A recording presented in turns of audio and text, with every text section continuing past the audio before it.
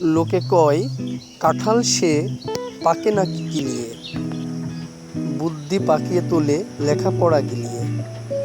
হ্যাঁ বন্ধুরা, সুকুমার রায়ের বিখ্যাত পাকা ছড়ায় কাঁঠাল যেভাবেই পাকুক না কেন, কবি জসিমউদ্দিন তার আমার বাড়ি কবিতায় কিন্তু তার বন্ধুকে বলেছিলেন, আমার বাড়ি যাইও ভ্রমর, বসতে দেব পিড়ে, জলপান যে করতে দেব শালি ধানের চিড়ে।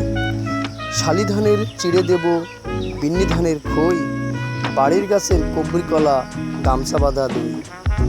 আম কাঁঠালের বনের ধারে শোয় আঁচল পাতি, গাছের শাখা দুলিয়া বাতাস করব সারা রাতে।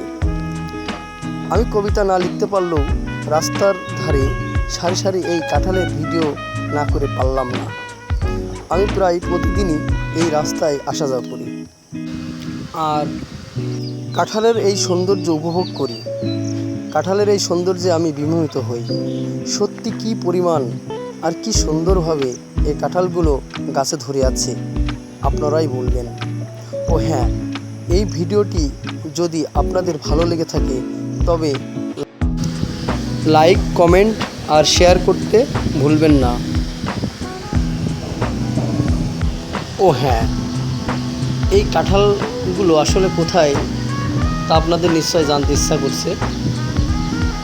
এই কাঁঠালের সারি বা কাঁঠাল গাছের সারি আপনারা দেখতে পাবেন আলমডাঙ্গা জামজামি রোড, আলমডাঙ্গা থেকে আবার হাটবোয়ালিয়া রোড, হাটবোয়ালিয়া রোড থেকে আবার গাংনী রোড পর্যন্ত রাস্তার দুই ধারে প্রচুর পরিমাণে কাঁঠাল গাছ। আর এই কাঁঠাল গাছগুলোতে এত পরিমাণ কাঁঠাল ধরে আছে তা কল্পনাতীত। তো বাংলাদেশের অনেক অঞ্চল আছে যে অঞ্চলে কাঁঠালই নেই, তারা এই এলাকায় আসতে পারেন, এসে কাঁঠাল খেয়ে যেতে পারেন, নিয়ে যেতে পারেন।